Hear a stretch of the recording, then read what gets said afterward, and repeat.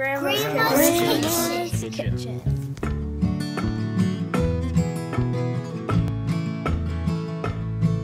There's a fiddle tune and a wooden spoon while she's stirring and a-singing. There's friends leaving our family land, and then the phone's usually ringing.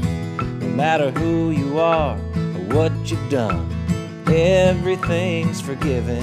Thank God. Thank God. Thank God. Grandma's Kitchen. And ain't it good to be in Grandma's Kitchen? Grandma's Kitchen.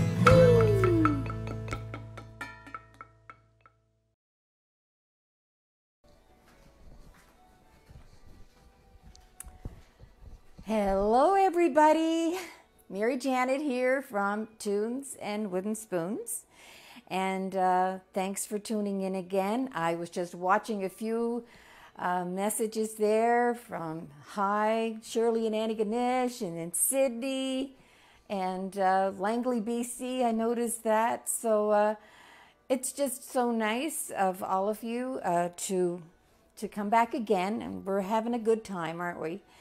And today we're making scones. Someone was asking, what are we making today? Well, we are making scones with currants in it, or whatever you have that you want to add in instead of the currants if you're not a raisin lover. And somebody was asking, little jars on the counter. Yes, this week there was strawberries were on sale at a local store. So I think I made 25 bottles of just regular freezer strawberry jam. Just keep it in the freezer. And I still had a little bit left over, so I made more yesterday. And they have to sit on the counter for 24 hours before you can put them in the freezer. So that's what's sitting there on the counter. And I just thought, oh, I'm just going to leave it there. And so you noticed, and it's just so nice. I just feel like you're here with me in my kitchen. The other thing I want to say today, most especially, is a happy birthday to someone who is celebrating tomorrow. That's Kathy McMillan out there in Edmonton, Alberta. Hi, Kathy. I feel like I know her because we FaceTimed and just lots of nice things that happen when you meet someone new for very good reasons. And Kathy is the one that made me that little pillowy thing that I will show you later that says Tunes and Wooden Spoons. She's very crafty, and she's celebrating her birthday tomorrow, but her daughter is a thief in a good way because she stole my son's heart. And so hi to Amy and Gordy there too. I think they're on their way back from Edmonton today. So, Kathy, hope you have a wonderful day tomorrow. And she's just a great follower. She cooks most weeks with me, as does some of her relatives there. So that's what we're doing today. We're having scones and or scones, whichever way you want to pronounce it. I don't know which way is the Canadian way, let's say, but I always tend to go with pronouncing it as scones. And so that's what we're making, and we're going to get right at it. I'm going to go and I'm washing my hands, and I'm going to set my oven to 425, okay?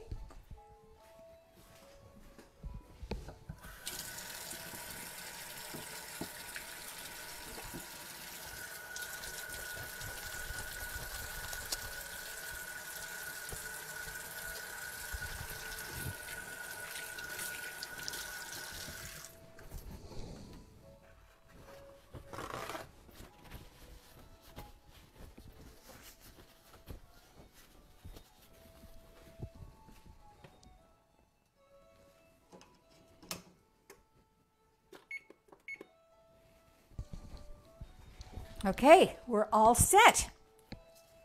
So the very first thing we're going to put in here, and before we begin, I have cut up here 3/4 cup of butter, or whatever you choose to have. If you have your Basil bricks, that's great, or your whatever you want to use.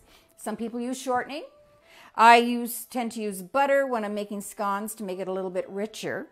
So it's 3/4 of a cup, and I have that at the ready. So right now I'm going to put in 4 cups of flour. This is basically my biscuit recipe, but just a little extra stuff added in to make it a little richer. So 4 cups of flour.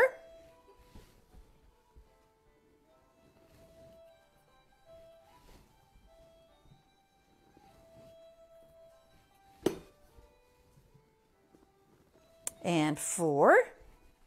And I'm going to take an extra bunch here to have it at the side when I need to roll out my scones. I hope you guys all had a wonderful week. This week coming up, weather-wise, it's for us here, at least on the East Coast, you know, we don't have a lot to complain about really, but there is supposed to be a hurricane touching down here, maybe on Tuesday. So hope you've gathered all your chairs outside and your umbrellas. I've got to do that today or tomorrow. We've got to get that prepared. So anyway, you've got your 4 cups of flour in here. Now that music that was playing at the beginning, I love that tune. It's on my Falcha Airs and Waltzes CD, and from the Celtic Music Interpretive Center in Zurich. And that particular cut is a special love of mine. It's the fiddle is Ali Bennett from over Sydney way, and it's a Gaelic song that was sung, and everybody, I'm sure, in Cape Breton can sing along with that song. We know the chorus, so it's beautiful. So 4 cups of flour, 2 teaspoons of salt,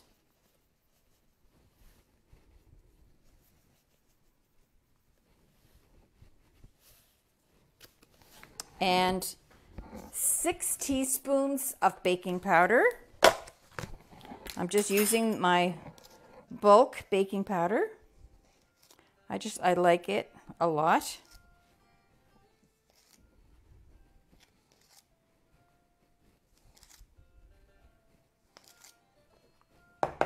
All right. And a little extra sugar in this particular recipe.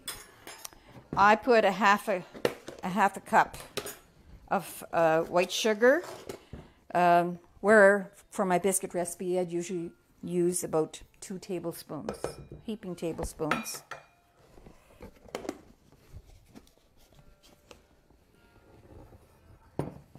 So just mix that around.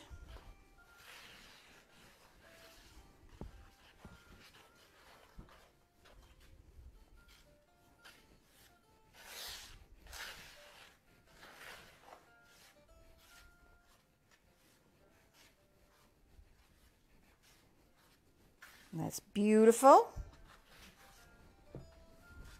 And now you're going to add your 3/4 cup of butter, whatever.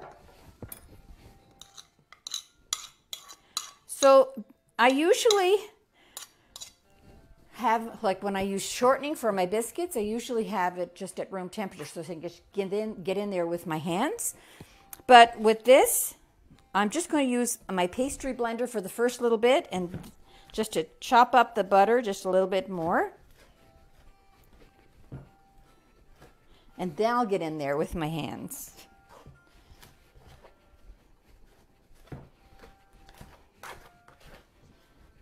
And I have no musical guests today, but I will next weekend. Because next weekend I'm going to be in Halifax. And I'll be at our son Brennan's and his wife Kelly. I'm going to be there. And I'll be there for a few days because I'm popping in on all 3 kids that are up there. It's great. You can just land in on all of them. It's wonderful. And see all the grandchildren, and that's the best part. Okay, that's about as much as I want to do that with this thing. going to get in there with my hands. And you're just going to continue doing this just like you would with the biscuit recipe until you can feel crumbly and no big chunks of butter.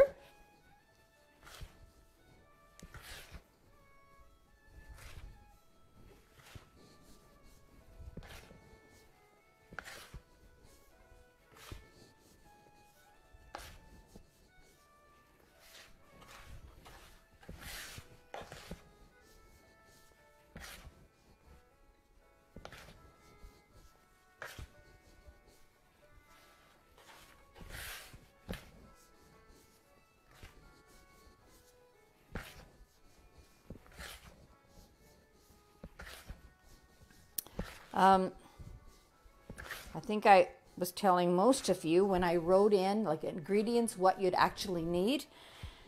So the currants, some people were asking me, like, what do you mean currants? What are currants? Well, they're just a tiny little raisin.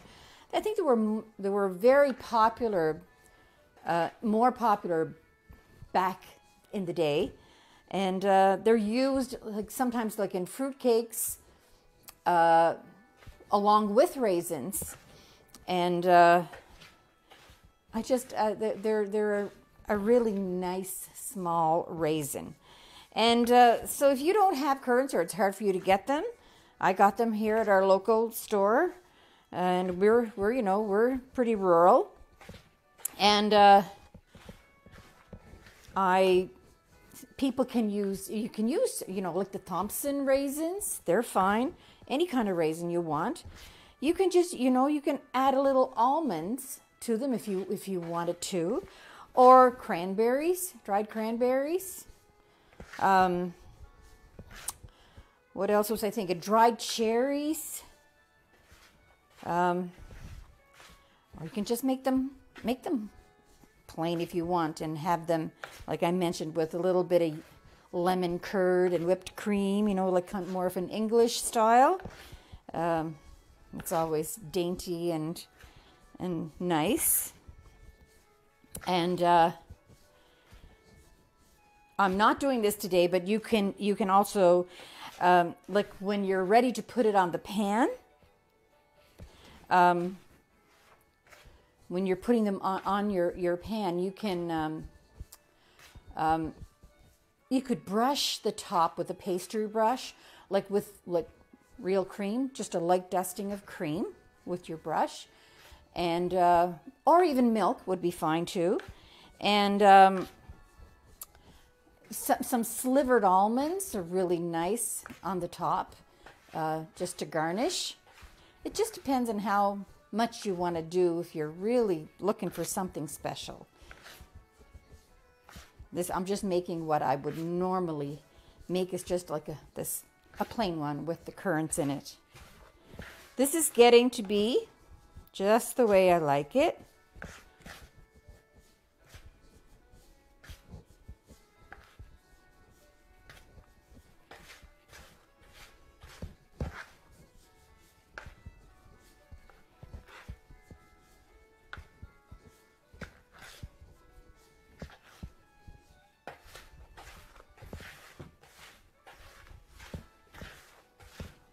Yeah, that is beautiful.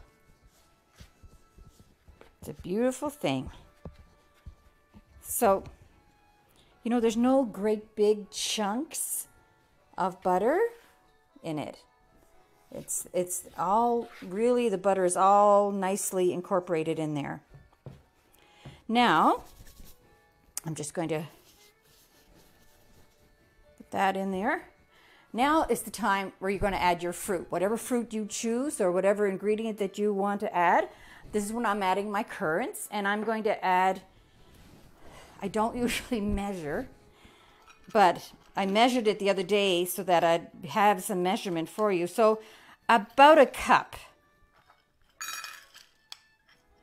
God knows what you're going to find in there. That's about, I'm just going to use the whole thing. The more the better. And just mix that up.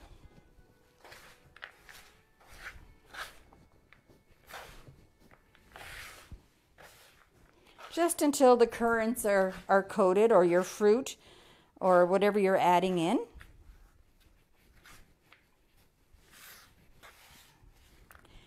And that's it. Now you're ready for your wet ingredients. We're just going to make a well in the center. And usually it's 2 cups of milk for my biscuits. Well, it is going to be 2 cups, but we're going to beat up an egg first. Did I take that with me? I don't think I did. Okay, I'll just use a fork.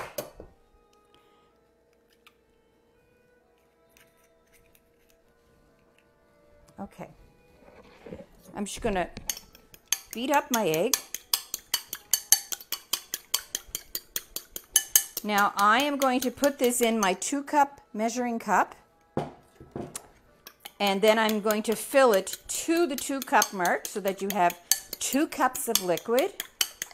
But if you wanted to make them even a little richer, you could add buttermilk. So if you're not making them today with me, you just think about what you'd rather have. But today I'm using milk. I'm just using whatever I have. Today I have 1%. So you could use that too. And fill it up to the 2-cup mark.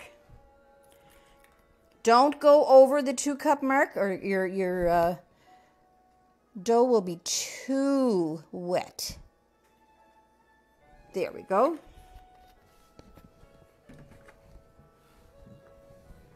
Okay, what did I do with that fork? There we go. Okay, I'm going to pour that in.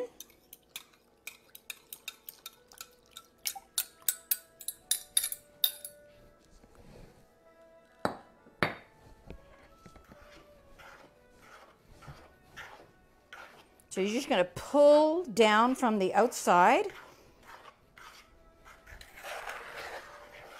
and mix it up.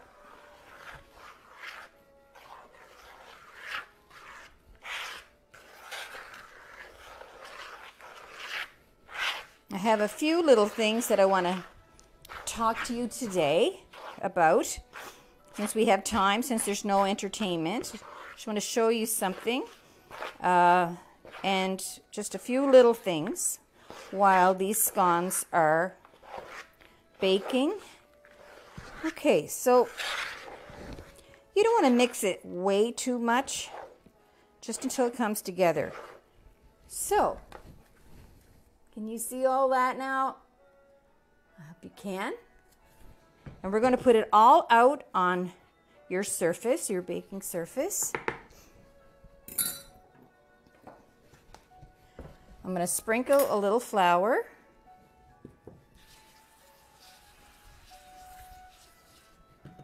And for now, I'm going to put the whole thing on, but we're going to divide this in half in a minute.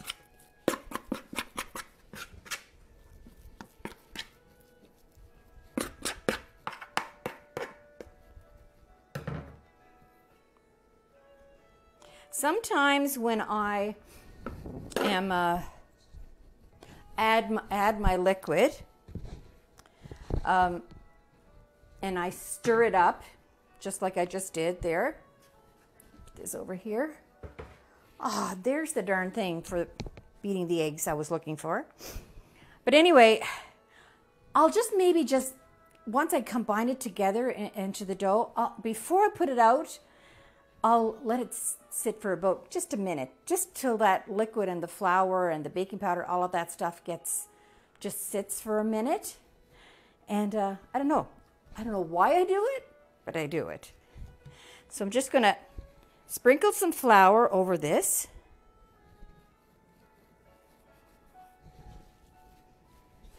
And just going to knead it very little, just till I have it kind of smooth. Add the flour as you need it.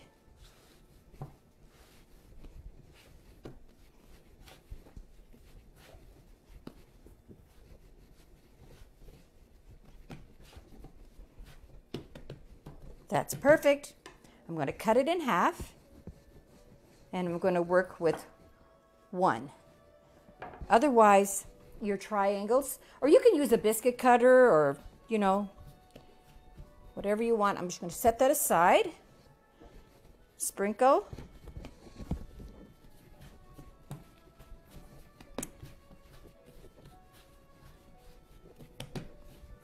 Try to get the top kind of smooth.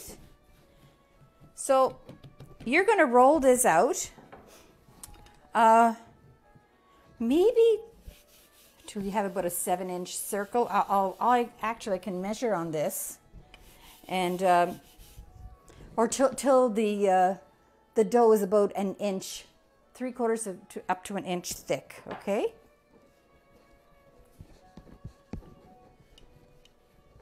Yeah, maybe it's 8 inches.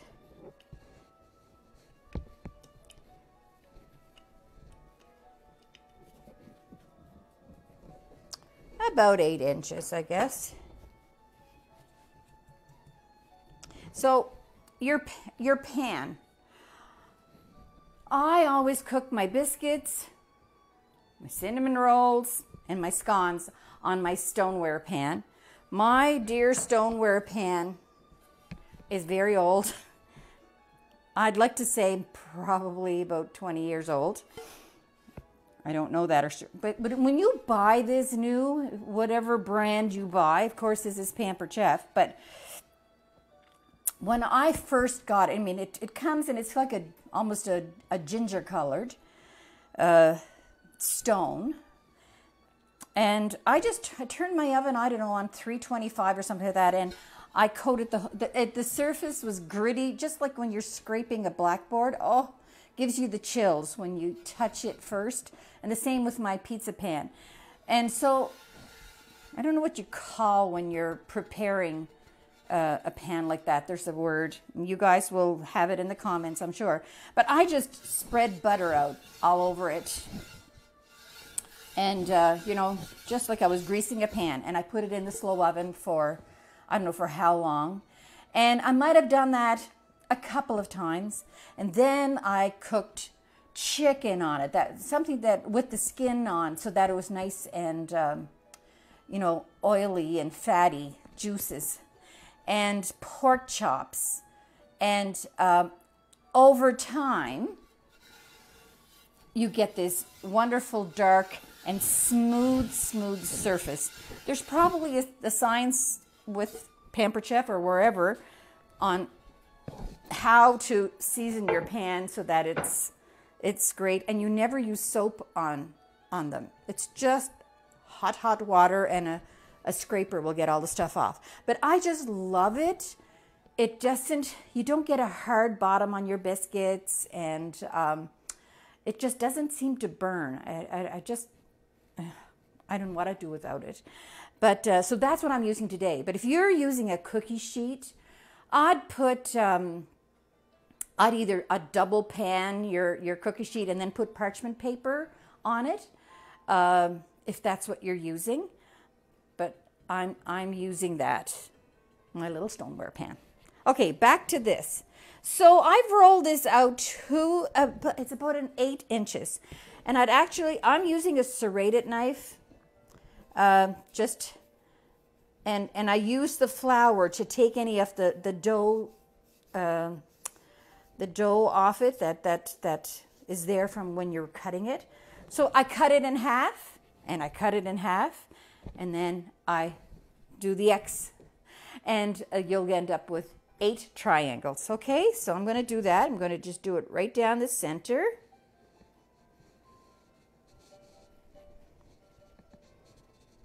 And just clean off your knife with flour to get it smooth again. And I just do it one more time so that it's nice and clean. Okay. And you're going to have to keep on doing that. And then half again.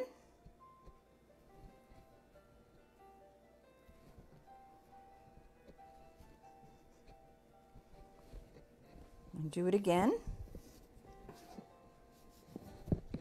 Now you're going to make your X and try to make sure that you're getting all those even pieces, your triangles. Don't worry if it's sticky.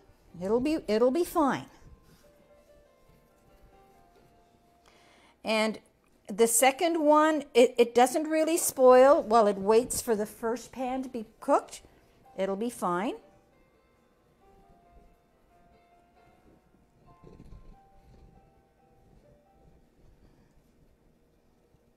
Okay. Just keep using your flour. I'm just going to get through that center bit. It's softer there. Okay. Now, we're going to put them 8 at a time to cook. Don't worry, you can reshape them in the pan if it starts coming apart on you.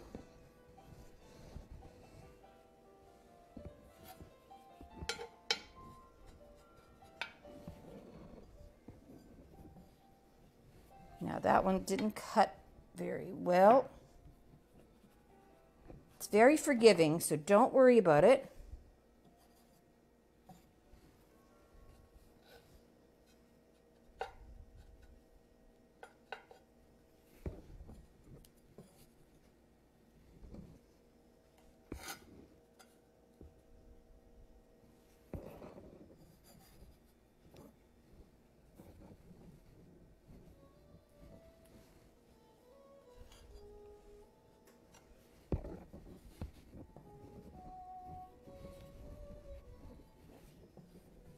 Okay, 2 more.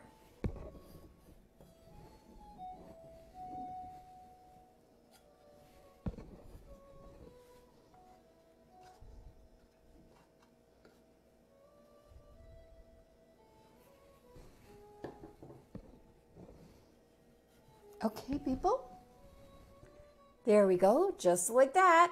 Now I'm going to put them in the 425-degree oven. In my oven, it's 18 minutes. Now, if you wanted to put the brushing of the milk or the cream on top and put your little almonds on there, this is when you do that. And I'll be right back. I'm just going to pop it in the oven.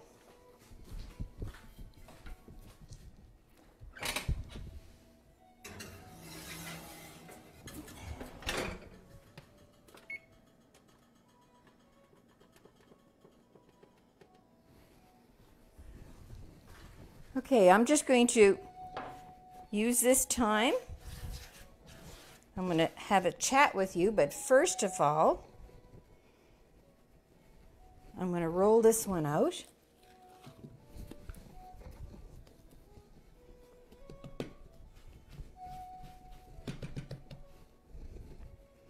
I mean, really?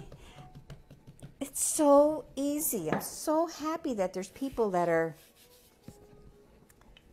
baking sometimes for the first time, that we're scared to bake. Okay, till about 1 inch high, that's about it. Great. I know some of you have sent me private messages with pictures of your cheesecake brownies. Hope you had success with them. I know mine went out the door. It didn't last very long.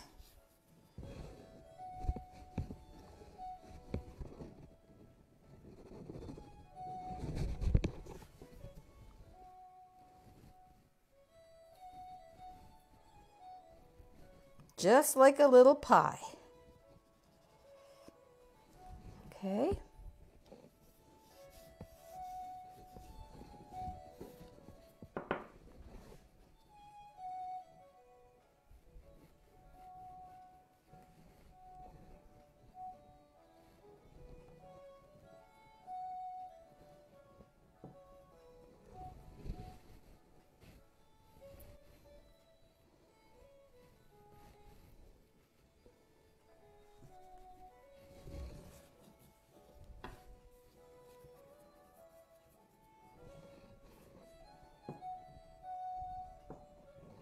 Okay, that's all ready. I'm going to wash my hands and put my kettle on, and I'm going to have a sit down with you.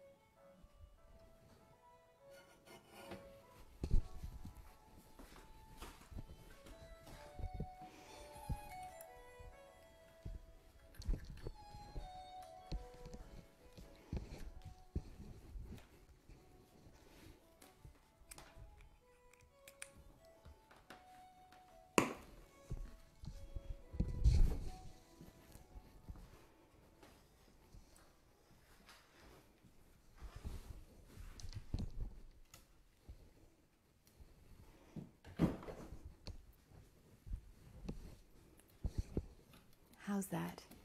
Am I too close to you?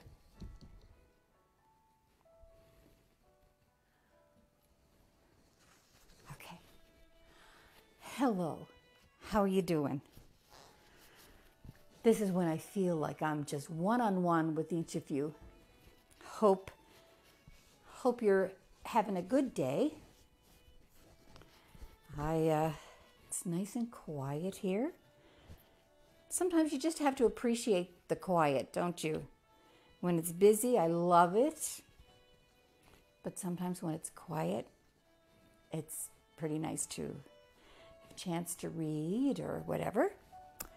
So, what do I have to share with you today? A couple of people were saying that they tried the lemon pie and they found that it was too sweet, and or it didn't really set for them. So if that happened to you, cut back on the sugar. I know my mother-in-law had, besides the cup of sugar, there was or whatever the amount of sugar was, there was an extra few tablespoons of sugar. Cut those few tablespoons out. And the other thing is, try, for those who didn't really set for you, I would, when you put the cornstarch in at the beginning and the ingredients with the sugar and all that, add an extra tablespoon. That will not hurt it, and that should help. And the one thing that I didn't say when I was cooking it is that at the first going off, where you don't have any lemon juice or anything in there or eggs, as soon as it starts to bubble, just take it off the heat immediately.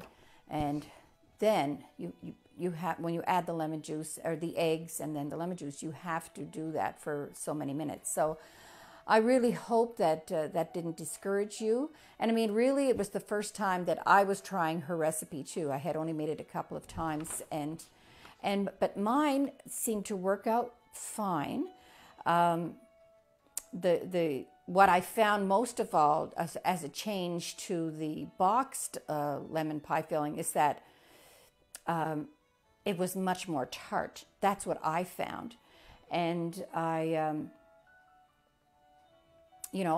really liked it, and you can use it for lemon curd, but it's everybody's taste, if you don't really like the too sweetness of it, I just cut back on the sugar. And I told you about the date squares, that a lot of people have been asking about date squares, and I do not like dates at all. Like some of you don't like raisins. Well, I don't like dates. But my poor husband has been deprived of date squares almost our whole married life, and he really likes them. Well, at least he declared that this week. I knew that, but it's just like, you know what? If I don't like it, I don't make it, right? So I was asking around for recipes, and there was this one lady, Sandy Taylor from Port Hood, and she has been tasked to make her date squares for these meetings and ceilidhs that used to happen regularly. And she was tasked with making her date squares and bringing them every week. So from a lot of people, I found out that, you know what? It's just a plain recipe, but whatever it is, she loves to make them, and everybody loved them. So I reached out to Sandy. She's a lovely person, great community-minded person as well. And of course, she gave me her recipe. And so I'm not making the date squares next week. I have to pick up, because I'm going to be at my son's next Sunday, and I was going to make the date squares and let them taste it, but he doesn't like dates either. So I said, okay, I'll have to pick something else out, because I need somebody to do some taste testing with me, and if he doesn't like date squares. And I was going to make war cake, but that takes too long when I'm away from home and all of that. So I'll have to just fast forward those couple of recipes further on.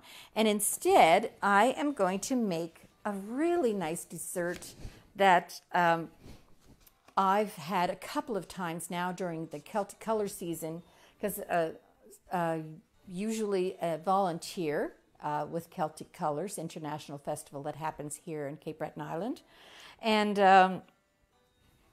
when one of the shows that I would normally be like a stage manager for was at the Judic Hall, the community hall in Judic.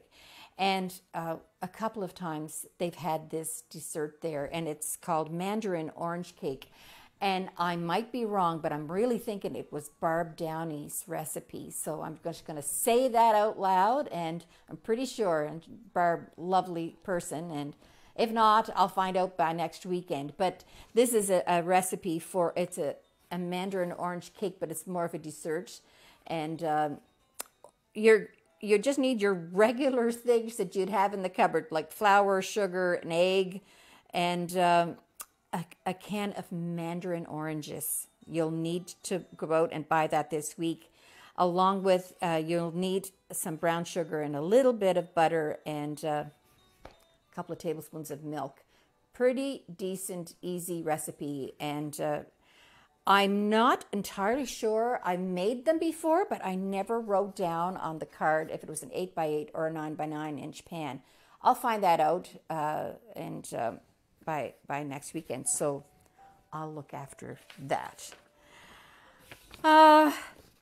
Another thing that I wanted to talk to you about is, I guess when you have a fair amount of followers, there's these people that will come on your Facebook page or your live feeds, and they're called trolls.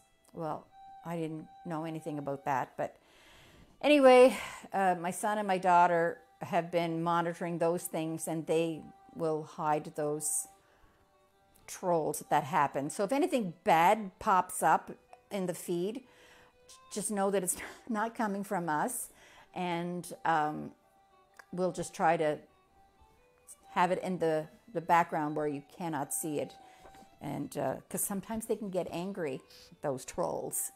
And they could be advertising Bitcoin, or they could be advertising God knows what else. So I just watch for that. And also, last weekend, as you may recall, I was so proud to be chosen to, introduce you to the Basel plant-based bricks, and partnering with Basel to challenge you to give it a try. But you didn't have to, right? And anyway, on one of the feeds of Facebook, there was a lot of exchange, opposing perhaps my choice. And the thing of it is, I just want to make it clear, my daughter, I don't always get to see all the comments. I try, but sometimes it just takes a lot of time. But there was some people discontented and kind of vocal about my choice of partner on that. And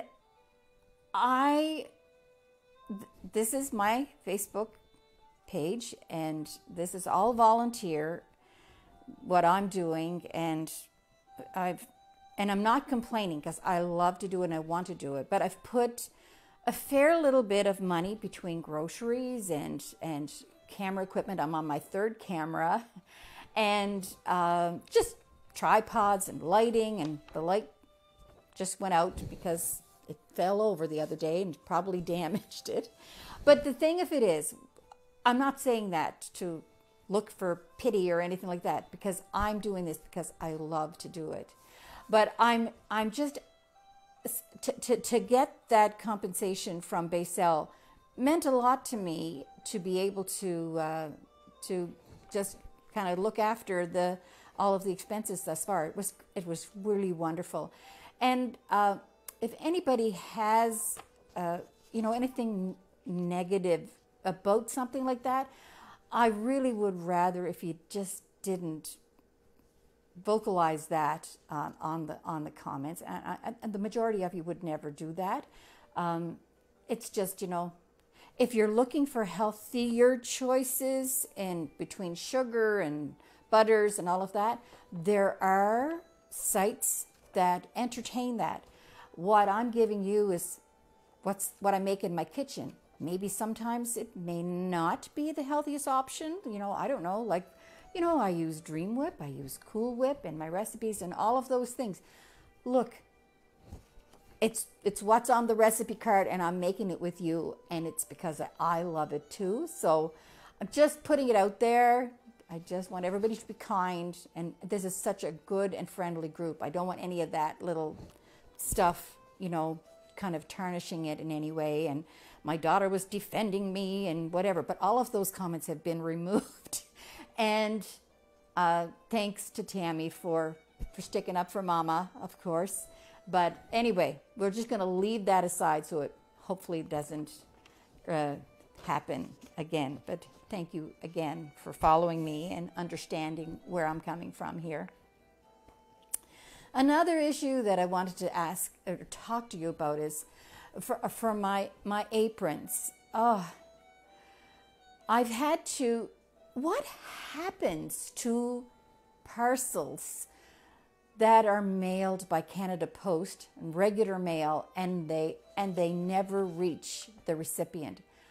Just kills me that has happened, and it's happened 3 times with one particular person who had ordered it, and I've refunded the money, and I've sent another apron for the 3rd time at no cost to the person. But at some point, aren't you supposed to?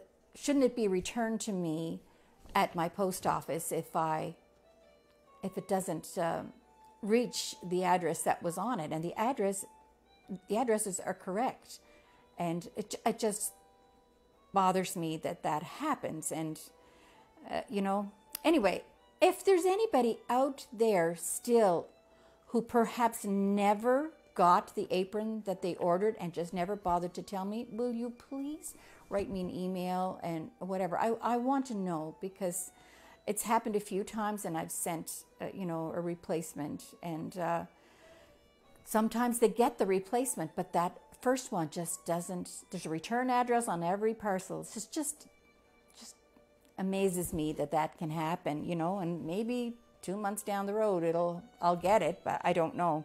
But anyway, I just don't want anybody out there thinking that, yeah, I ordered an apron and I paid for it and I never got it. I want to know. And on the cookbook issue, I am working on my cookbook, and I really thought I'd have it together. And I don't have it together, but I'm close to what the content is. And then it has to go to lovely other lady that's going to be doing the layout. And I don't know how long that's going to take, but I really thought that by now I would have had it. And part of me is saying, well, gosh, you all have my recipes for free on my website. Why would you want to pay for a cookbook? I will be putting some extra stuff in it, like maybe extra recipes and, just little tidbits of stories. Maybe, I'm working on those kinds of things. So we shall see about that. But I'm working diligently on getting that finished. So, next week at Brennan's, we're going to have Brennan singing and his daughter Anna singing, if she's home, but I think she will be, and my daughter Kelly, they're going to join us. So it's going to be a great family weekend. I'm going up on Thursday and coming back on Sunday or maybe Monday. It's nice when you're my age, you can just choose when you want to come home. And so that's that. There's 2 more important things that I want to talk to you about, but I'm going to wait. I'm going to put my tea bags in my water, and there's a minute left in my lovely little scones, and there's my oven. I'll be right back.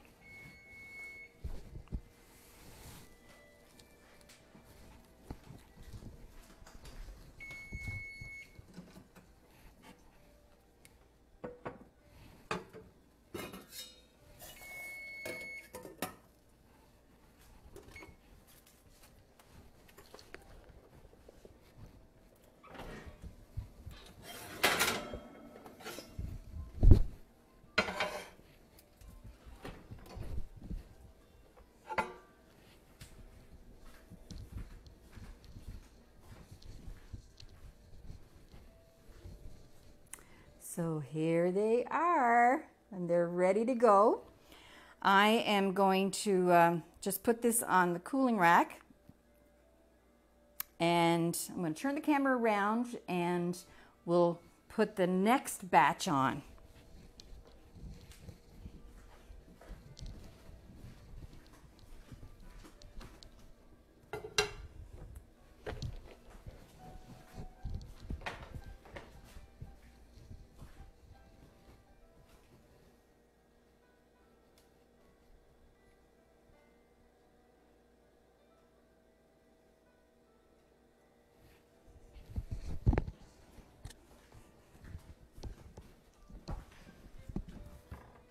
So I'm just going to, wait now, put them on the cooling rack.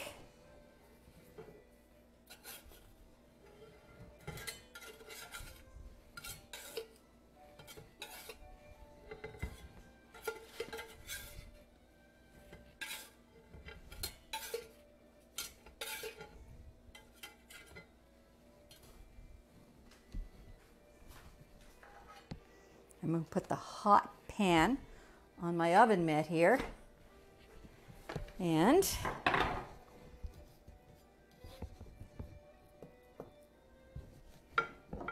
these are back glued together. But like I said, they're very forgiving. So just a little tip here for you. If you're putting your second batch in at some point, sometimes with the pan that is still hot or the oven is completely at the right temperature, I don't know, all of those things, the second batch sometimes doesn't take as long as the first batch does, you know, maybe a minute or two less. So where mine took 18 minutes, I'm going to put these in for 16 and I'm going to check them then, okay? Because the stone retains the heat. And that's probably what it is.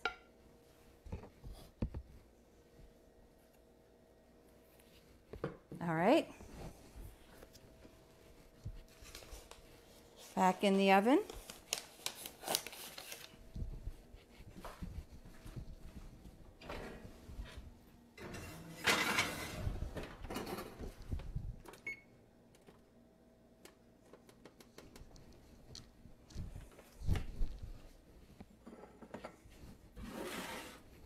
And I'm going to pour my tea.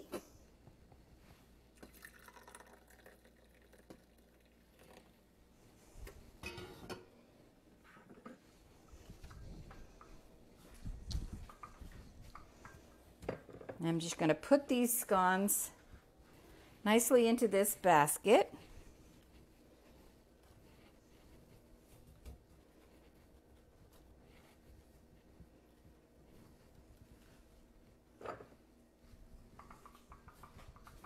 And I have some butter, and I'll swing the camera around.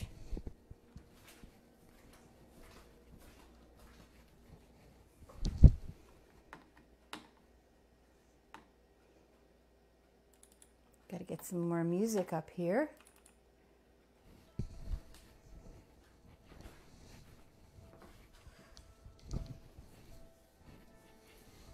Wait now. Can't see you.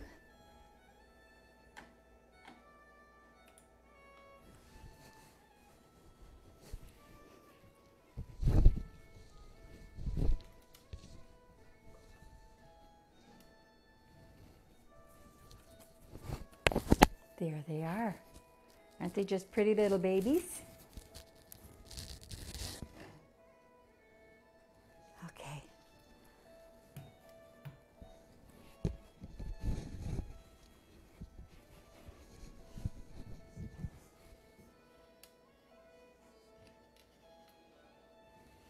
Okay. So what I'm going to do, well, it's still pretty hot. I put it on my plate. And I'm just going to cut a little corner off. And I have my butter.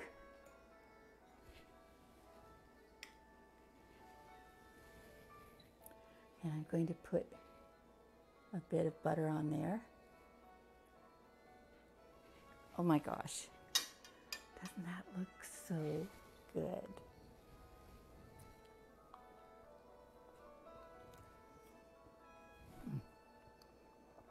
I know, I do this every time I take a bite of anything that I'm making. Look, can you see the melted butter? So good. Now, I have to have another bite. With biscuits,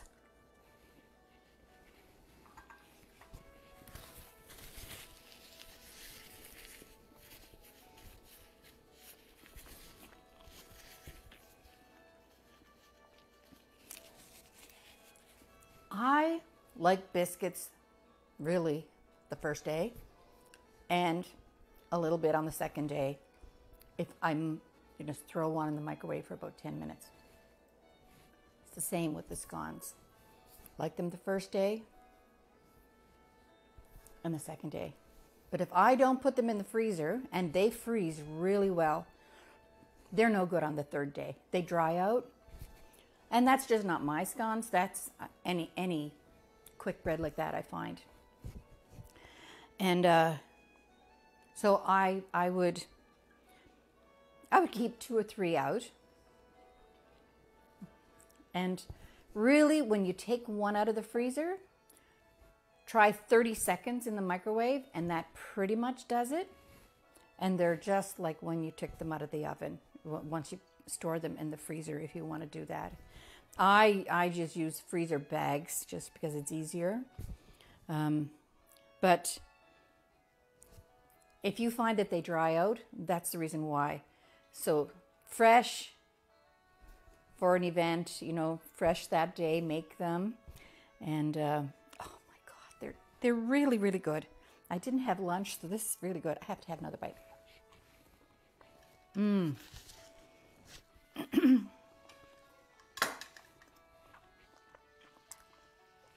going to have a little sip of tea.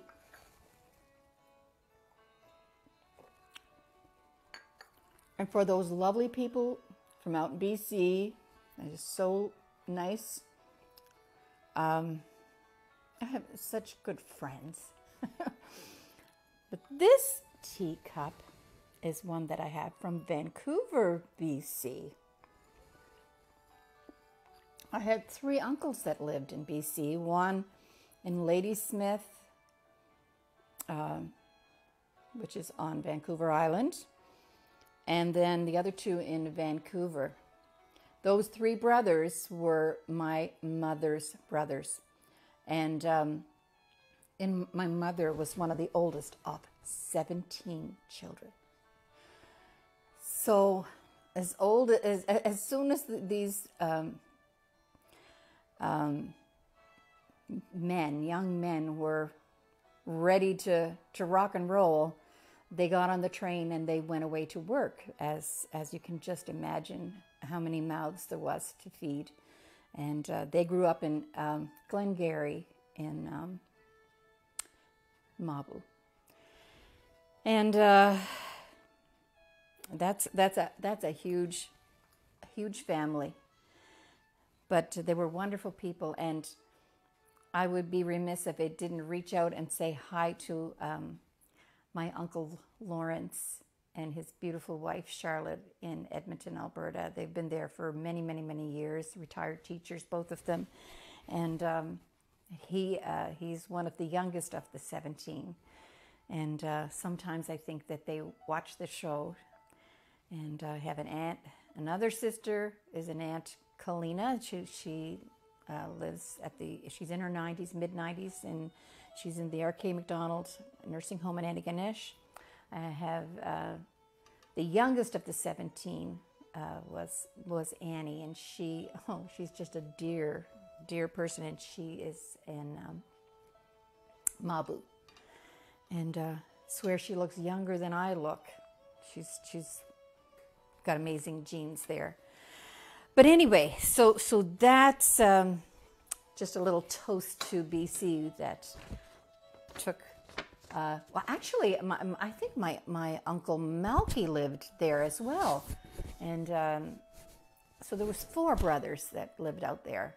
And Malky lived there. I'm not sure just exactly where, but I know his son Duncan and his sister.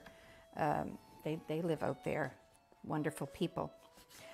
I was going to tell you. Somebody mentioned about the jam that the freezer jam that I have made on the counter. And this week, when I was making the jam, I had bought too many strawberries, so I had to make a lot of jam, and it's so hard to get bottles. Everybody's preserving, it seems. But anyway, the dollar store came through this week, and I got those last few because I had run out of bottles, so I had to use something, wait for some of the strawberries. But of course, I'm always talking about Pampered Chef, but my daughter had sent this thing. I don't know if you can see the end there and this end. She sent it to Cecil because he was making the chow, and he has to core out the cucumbers.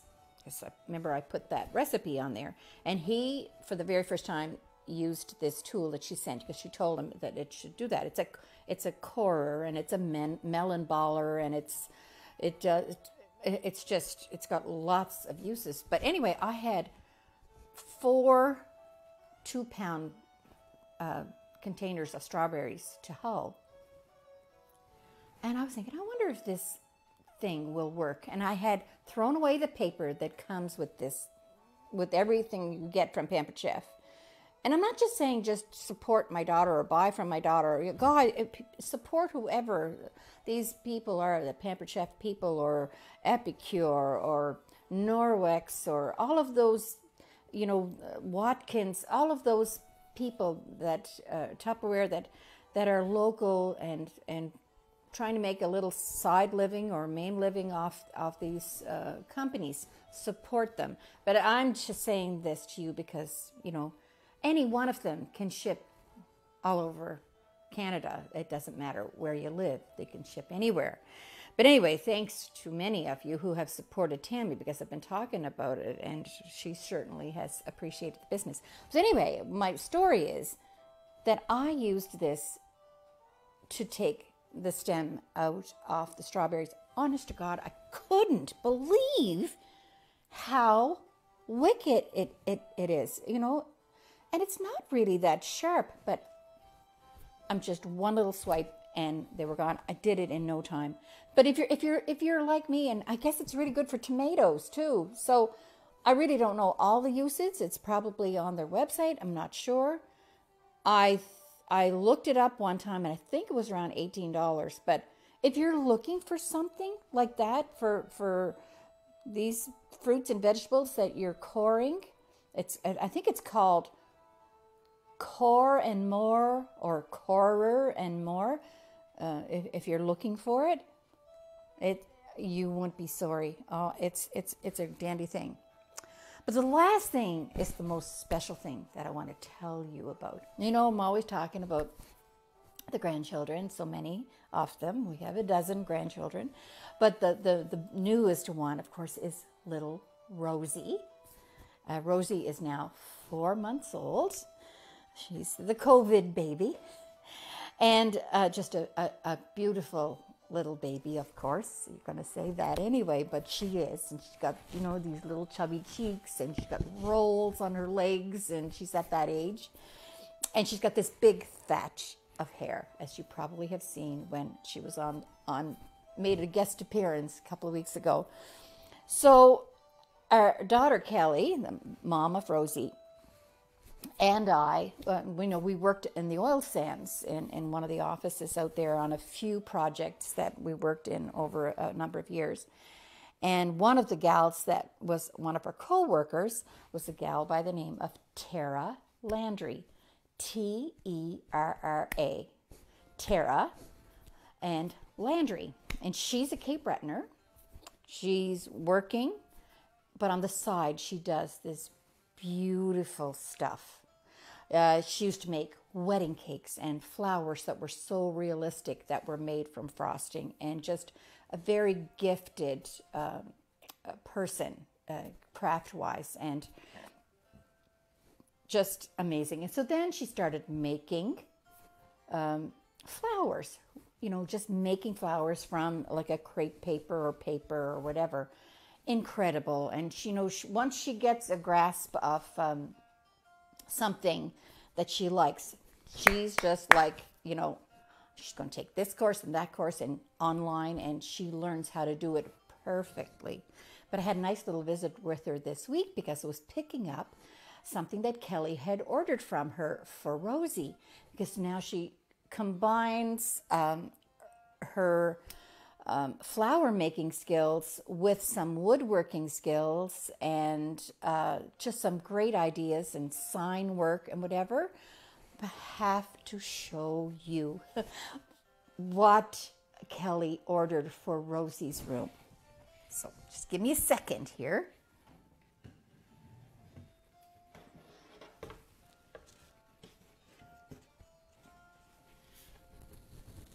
I don't know if you can see this.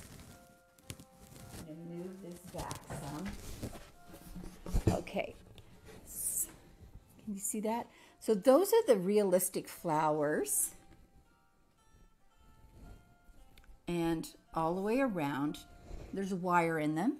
And then, can you see that? Oh, I'm terrible at this camera work. Rosie and Marie, Rosie Marie, but it's wooden, and she's got a nice little thing at the top so that it can be hung. Oh, are you seeing this? There, I can see it now. But anyway, I absolutely love it, and I'm sure Rosie will too when she gets old enough to appreciate that. But I said to Tara, this it's absolutely a gift when you have that ability to make beautiful things and to be that crafty. And so I asked Kelly this morning, can I say something about that? And all the wood letters are carved out in Cameron, and they sit in this wooden thing that also has the shape of his names. But when you pick out, say, the letter C, underneath is like a cartoon, background, like Peppa Pig or Mickey Mouse or whatever. That's the colored part, and then they're all made of wood, and the name fits in. Like I think there were $20. Think of the work that goes into something like that, or it's more. I don't know what it is exactly, but there's so many things that she makes. For God's sakes, look it up. If it's something that interests you and you're looking for something for somebody special for Christmas, I hope you flood her with friend requests and orders. But she's so humble and just loves doing that. Oh, there's my other scones. Just a second. I'll be right back. Got to be so careful that I don't disconnect you.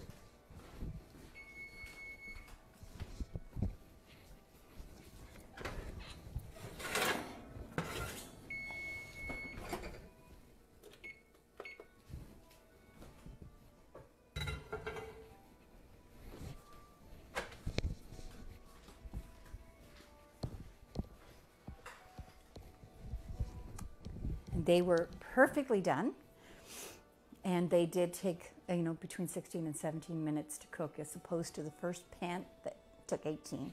But it has to do with the heating of the pan, I think. Anyway, folks, I've kept you long enough. And yeah, so next week we won't have a lot to talk about. We'll make that lovely dessert. You'll have to have some whipped cream or Cool Whip or ice cream to go with that dessert. Have it on hand and get your can of Mandarin oranges if you're going to make it with me. And it's either an 8x8 pan or a 9x9 pan. So whatever you have, you can use that. So I look forward to seeing you next week at our son Brennan and his wife Kelly and their daughters Anna and Mary Sarah. And you never know, it could be a family fair. It could get Krista and Scott and Luke and Charlie out, and Kelly and Michael and little Rosie too. And so anyway, I hope to see you then. Have a great week and love everyone. And I love you. Thank you very much for bringing me such joy every Sunday. Bye-bye.